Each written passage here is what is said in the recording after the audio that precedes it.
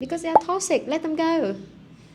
No need to keep not on the same wavelength, right? That's the difference. But Native and non-native. Are you trying to mock me about that? Right.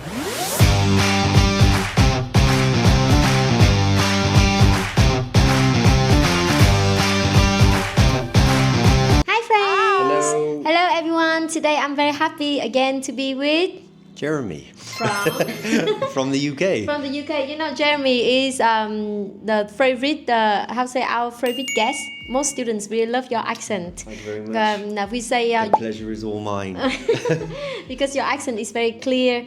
You know why his accent is clear? Because he's from Hertfordshire. From Herefordshire, yeah, on the Hertfordshire, border of England and Wales. How close is this to London? I guess around 2 hours by 2 car. hours by car. Yeah, about So 2 like hours by he's car. very near the south. In the middle. In the middle, Yeah, so that's I would why say in the middle. the accent is very neutral. Yeah. They class it as the Midlands. And very easy to hear. Right. Anyway, so today we are going to help you guys some questions in part 3. The topic is about old friend. So the topic will be about Old friends. about friends. So we have a lot of interesting questions in part 3. In part 2, they will ask you to describe an old friend that you lost touch and now you got in touch again. And in part 3, they will ask you more questions about friends. So let's crack on. Right. So number 1, is it better to have a lot of friends than just a few friends, you think? I don't know. I think you can have a lot of friends, but if you're going to talk about true friends, we have a saying from England that if you have more true friends than you can count on one hand, then you're lucky. Under 5? Yeah, Like I would really? say if you have more than 5 true friends, I think you're very lucky and privileged person. So Because, you know, where your true friends are there, you might not see them for 15, 20 years or something like that. But, you know, at the drop of a hat or something, if you need them or you want them to do something, you know that they will do it straight away. So you think that it doesn't matter to have a lot of friends or not, but it's important that you have true friends. Yeah, I think true friends are important. And usually maybe the true friends, you've known them since school, right? Or university, you've known them a long time because you've built up that relationship, you know, and that connection with them. You know each other's character inside out and you trust each other. So I think so. So it seems like personally, Jeremy prefer to have a handful of friends rather than a lot of friends. Am I right or wrong? I think so as well. Because the more friends you have, if you think you have good friends, then the more you can have a better social life. But then maybe you will let them down more too, because everyone will want to do this, and this, and there's only so many hours in a day, right, that you can do stuff. So, for me personally, yeah. A handful of friends, guy. A handful of friends. I'm lucky that I have that handful of friends, Wow. true friends. Yeah. How many? 3? You told me 3. Yeah, 2. maybe 3 or 4. Yeah. Wow. 4 is like a lot. For me, I only have my bestie Hằng. We made up already. We see eye to eye with each other now. So with my bestie Hằng, Cha, and then one friend in America. Yes, so I only very lucky to have 3 true friends. Right. So number 2, would having just a few friends limit your horizons? Very interesting question. Yeah, it is interesting and it depends. It depends what you mean by that. Like your vision or your overall life or something like that. I think for like your network, then maybe it's important that you have a lot, especially like yourself, you know, if something, you know, you have a connection, you sell something, or you're a teacher, or you provide a service or something, then it's important. Yeah, because word of mouth is the best marketing going, right? But then, you know, on the other side, then, like I said, you don't have to disappoint anyone. So, you know, if you're driven and you have a vision, then whether you have friends or not, I think it's depend on you, yourself and your mindset. And, you know, also two good people. Just because they're two good people, it doesn't mean that that they can get on. You know, sometimes two good people, they're both good people, but they just don't connect with each other. That's just life. You know what I mean? And if you connected with everyone and you had, you know, numerous friends, then, you know, the world would most probably be a bit boring. I have quite a different way to approach this question. Like I think when we have a large circle of friends, our perspective and our viewpoint will be bigger. You know what I mean? Like more diverse. But if you just have a few friends, but it also depends. At the end of the day, if a handful of friends, they have very like open-minded point of view, then you also benefit from that. But if you have a very large circle of friends, and let's say some friends in the media industry, some friends in the beauty industry, fashion industry, or medicine industry, so I think it will broaden your horizon. Yeah, and it depends on your age as well and where you are. Like if you're a country person and you're a town person, obviously, well, I would say the person that lives in the town is going to have more friends, you know, bigger circle. If you live in the countryside, then you're going to be limited, right? You might still have the friends, but you're not going to be like, you know, connect with them, you know, face to face that much. It's just going to be a call or a video call or something like that. So it also depends on that, your job as well, how much free time you have, family. So everyone is different. I mean, if you're young and you're at university, then yeah, I would imagine. And if you're driven and you're single, you don't have kids, then maybe. But then once you have a family and things like that, things change. So the question really depends, guys. Depends on the age, depends on the country, depends on personal preference. Yeah, I think. Right. Number 3. So do you think you are good at maintaining good relationship with others? Oh. First and foremost, I have good habits and bad habits. So yeah, no one's perfect. Right. But yeah, I think I'm can maintain friendships pretty well. Yeah. In what way? No, I think I can maintain them quite well. Yeah. And this is the thing with the, like you said, with the good friendship. If you have, you know, like a massive amount of friends, then maybe it's hard to maintain good relationship with everyone. You know, especially if you're not in the same circle, you're always going to let some down, and then people get disappointed and people get upset. And the good thing is you just don't hold a grudge. You know, what happens today, like, should be finished today, whether you're upset or not, and then tomorrow you start a new one. It is what it is. Yeah, that's it. A lot of people, they hold a grudge and you know, they get a bit touchy and things like that. So, you know, you just have to move on and start a fresh day. So, I think I'm pretty good. I'm not perfect, but, well, no one wants perfect, right? He's working on that. Yeah. Right, okay. So, why do you think old friends lose touch with each other? Old friends as in from school or university. That's just part of life. Right. You know, you go in you're in one circle and then you all go in a different direction. Maybe you go to a different country or a different area of your country. You have a family, job, everything. So, yeah, and then, you know, in England, a lot of people, you, like if you have a good friend, say for instance, there's two of you and you have a good friend, and then you say to yourself, oh, I'll wait for her or him to contact me. But then, you know, the other person is saying exactly the same thing. I'll wait for him or her to contact me. This is like, I guess, worldwide. I know it's quite common in England and other countries I've been. And then before you know it, 3 months is gone, 6 months is gone, and then another friend might say, oh, have you seen so-and-so lately? And they say, no, I'm waiting for him to contact me.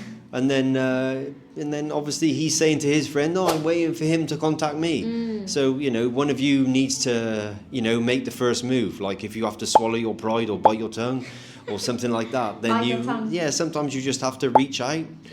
Like for me, I have, obviously from England, I've been in Vietnam 5 years now. 5 years. And obviously I will be going back home in the next couple of weeks. And I haven't seen, you know, my friends for obviously 5 years, maybe a little bit longer. Some of them longer than that because they're school friends.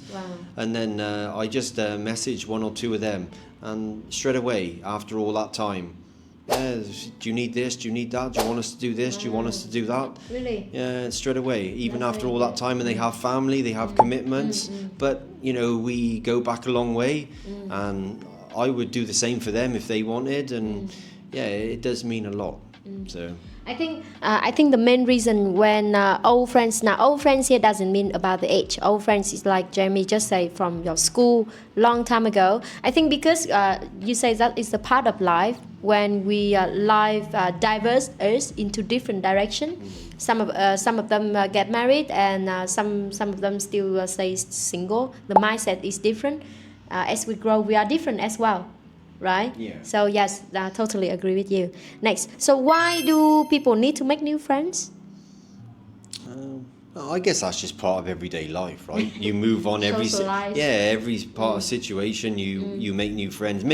To be honest, maybe now, unless you're at university or you're around a lot of people, maybe you don't make so many now, because obviously with technology, like a lot of people now, they don't have very good social skills, you know, and they don't know how to socialize because they would much prefer, oh, let's have a video. Let's have a video call rather than let's go meet for coffee or let's go and do that. And to be honest, technology has put a bit of a mocker on that. Really, put a bit of a mocker. You know, ruined. it's knocked it for 6. Put a bit of the mocker. Yeah, a bit of mocker on that. Wow. Because it's before you would have to go. You know what I mean? Now life is very easy. You can buy your shopping. You can talk to them. At your fingertips. Yeah, that's it. You can just sit on your sofa and just do it. And you know, it's always good. Even though you don't want to go out. Sometimes I don't want to go out. But once you go, you feel much better after. You know, sometimes you think, oh, I just want to stay in. But then, oh, come on, let's go for coffee. And then once you're out, your mindset is different. You know, it's better to be mobile, up and about, and you know, get out and say being stuck on the sofa. So we always need to make friends because of the connection. Because of life. In life, if you have a strong connection with your friends, and everything's super easy for you, right? So let's say I have a lot of students who are working as doctors, and now they are my friends as well. So in case if I have to go to the hospital or someone asks me about medicine, I just call them. So it's very handy. So we always need to have friends to help each other and bring happiness to each other. Right, the last one is, why do people have to give up some old friends? Is it the right way to ask? Like, give up old friends? I think let go is a better way to say, right? Yeah, or I mean, give up or let go. I think let go is better than say give up. Right? I wouldn't say you have to, but just some things in life, maybe family commitments, or you know, some misunderstandings or some arguments. And to be honest, you're better just to walk away, you know, rather than have the confrontation. I know it's easier said than done, because I'm one of the biggest culprits. I can't keep I can't keep my mouth shut if someone culprit means that I do it myself. Cold blood. Culprit. Jeremy, sometimes he flow to he use a word that I don't understand. No, C, culprit. Cold, C-O-L-D, and then B. No, C-O-C-U-L. C-O. No, C-R. C-R. C-U, sorry. C-U. C-U-L. L. P-R-I-T-S, I think. P-R-I-T-S? Culprit. Culprit. Yeah. Culprit is a criminal. That's what I mean. Sometimes it's not a criminal, but it just means that you commit the crime. No, you do something that you're saying otherwise. Like I said, it's easier to walk away rather than have confrontation. But sometimes I say I'm the biggest culprit because sometimes I can't walk away. Okay. I want to have the confrontation. Sometimes I'm the culprit. I'm a culprit. Because I want to get it off my chest. Culprit. Because I say culprit. It's just a different accent, guys. Right. That's the difference. But native and non-native. Are you trying to mock me about that? Right. Okay, that's great. That's interesting. So family commitment and also some it's just a toxic relationship and if it's toxic then I guess and it then is, just let right? them go if they drain your energy, right? So if they have negative energy and you're a positive person and all that, then it's never good to be around negative energy. Right. But then on the other hand, if you're very positive and you know they're a really good friend, then maybe you can pull them out of their negativity. You know what I mean? For them, being around someone positive is good for them as well. So I guess it depends on you. You know, your situation, your family situation, and things like that. I mean, if old friends they got into really bad habits, you know, not bringing up any habits of what they could get into, but then I guess then you would have to, you know, think of safety and other things first, right? Right, that's great. Thank you so much. So in order to do this French topic well, me and Jeremy, we prepare some nice vocabulary for you to talk about this topic. So the first one, I think that you use a lot in your speaking. You say a friend in need is a friend indeed, right? Yeah. It means some idioms for you guys to learn about friends. A friend in need is a friend indeed. Yeah. I'm trying to put me on the spot now. I think in need here is mean when you are in a sticky situation. Well, maybe when you're in a sticky situation or a sticky patch. Yeah, something like that. Yeah, you need help from someone that you can trust, right? Yeah. So if you have a friend who help you when you are in a sticky situation, then that is a real friend. Like Jeremy say, true friend. So a friend in need is a friend indeed. And then we have in here I just come up with two other idioms, like we say through thick and thin. Have you ever heard of that saying? Yeah, through thick and thin. Yeah. It's the same idea with through ups and downs. Yeah. So means they stick by you or you stick by them for whatever happens, through the good points and then through the bad points. So even when you are rich or when you are poor, yeah, then we'll stay with each other through thick and thin. And then if you really get on well with each other, you have a good relationship with your friends. And Jeremy just mentioned the other day to be on the same wavelength means wavelength. Yeah, it just means it means you think alike. You think alike. Yeah, same mindset. Everything, you know, not just that, but you just have that connection, and some people just click like that, right? Like we instantly hit it off. Yeah, that's it. You just same idea with hit it off, guys. Like you, the first time I met Jeremy, we instantly hit off. Like we same mindset, same value, same idea. So yes, same idea. Is it the same with on the same page? Are we on the same page? You think? Yeah. Same, similar. right? Yeah. Similar. Another phrase you can say we are on the same page. Or we are on the same page. Same page can just mean about one thing. It can just mean just one thing, you know, about something. But on the same wavelength can mean everything. Yeah, I think lifestyle, everything. You know, fashion, hobbies. Really? Yeah, it can mean a lot. So what could be the example for on the same page? If you say only for one thing. Yeah, just for one thing. Maybe your vision is the same, or you know, you both have the same idea at the same time about one thing, or you're going to book a holiday, and then just say, for instance, you're going to book a holiday, and then you both come up with the same place. You know what I mean? Things like that. You know what I mean? Yeah. How about on the same boat? They're very similar. Yeah, I think it's the same. That's not very common. Really? I don't know. I haven't heard it that much. Right. And also another same idea with that, like if you agree with each other, we say we see eye to eye. Yeah, we see eye to eye. We see eye to eye, like we agree with each other. Also, if you understand your friends very well, then we say I know. Let's say I know Jeremy like the back of my hand. This is the back of my hand. right? Yes. So I know somebody, like if you know somebody like the back of your hand, it means you really understand that person. You can also say, I know someone inside out. Yeah, know It's the somebody same. inside out. Yeah. Oh, that's the movie Inside Out. Yeah, the movie yeah, Inside Out. you can say How that. about, can I say I read you like a book? Same idea? I can read you like a book, yes. Yeah. Same idea, right? Yeah. So when you can use that to talk about your friends. Ride or die. Have you ever heard of that? Right or die? My ride or die. No, where did you dig that one up from? From the internet. The yin to my yang. The yin to my yang, yeah. The next one we have the yin to my yang. What is it? The yin to my yang.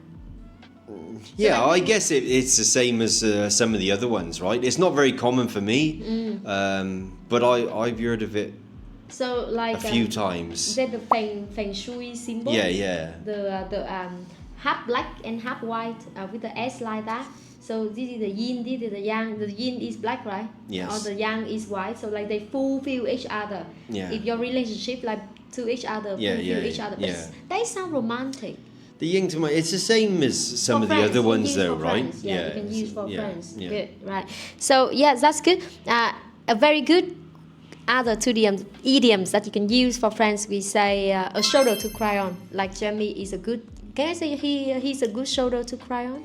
Or I can be a great shoulder to cry on? Yeah, I can be a shoulder to cry on or something like that. I can be a shoulder to cry on. Yeah. So like this is your shoulder.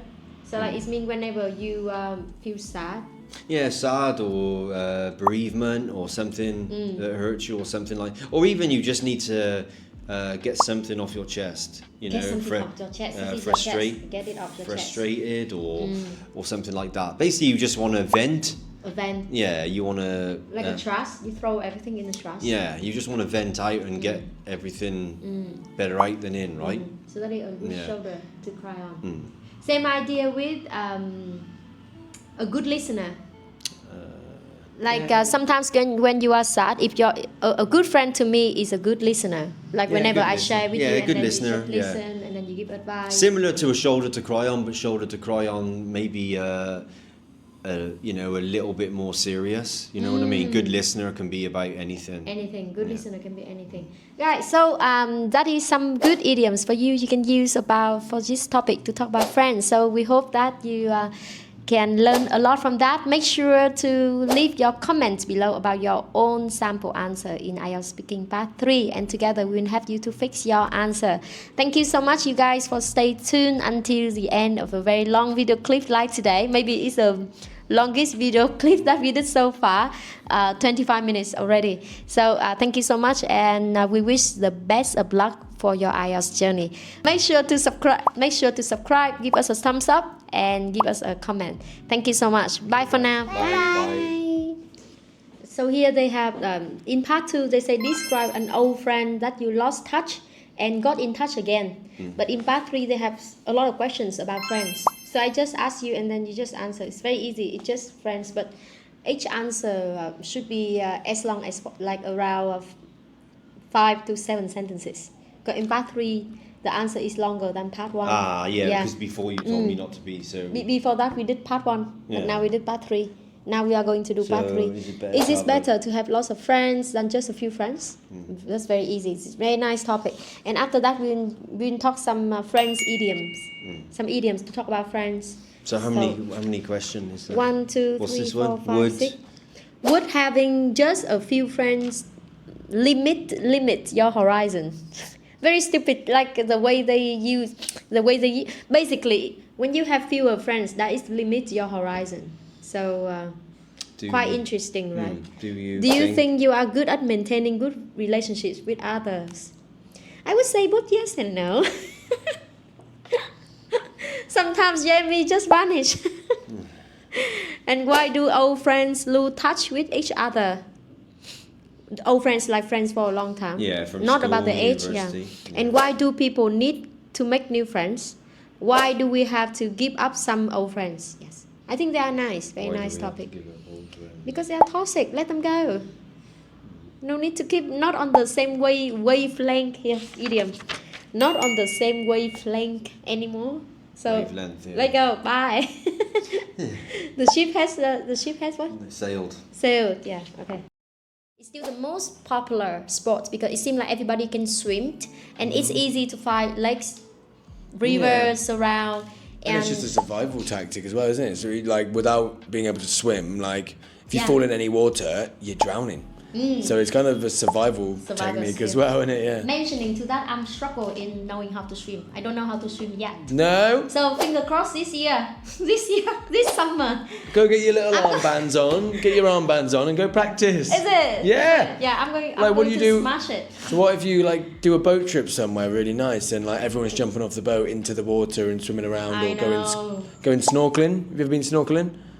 I still don't know the differences between snorkeling and scuba diving. So scuba diving is you've got an oxygen tank and you go deep. Then I do snorkeling. You go deeper. But yeah, snorkeling is just when you have the thing on your mouth, pops up the top and then you swim. And obviously if you go too deep, you breathe in water through the pipe. I think I did snorkeling when I was in Chan. Oh, okay, nice. Is it Da Nang? I don't know, you tell me. You live here. Yes, yeah. I think so. And then it's really nice. It's really nice. Yeah. Yeah, nice. So yeah, I was swimming. Number 2, why do you think people enjoy spending time near water? Funny you said that actually. There was a recent podcast I was listening to about the psychology of being near a body of water. So whether it be the sea, whether it be a lake, whether it be a waterfall, whether it be a river, just the calming presence of being near water has really immense psychological benefits apparently for your well-being. So that has been kind of proven in a recent study, but I'd say that's also the tranquility and peacefulness, isn't it? When you're sat by the water, it's either like a lake, dead silent, and it's just really like quiet and quite atmospheric and what's the word? Ominent. Piece. All in one piece. Not really, right? Yeah, it's quite old. A dime a dozen. A dime a dozen. Not really, right? No. Okay. And number 3, we don't have number 3. 4, don't have 5. Don't have number 5. 6, we have 6 feet under. 7, in 7th heaven. 7th heaven, or be in cloud 9, right? Yeah, same with cloud 9. 8, we don't have. 9, we have here. 10, we don't have. 9 times out of 10 here. This is number 10. 11 is this one. So 11 hours where are here. And that's we done. Okay, right. Your own definition.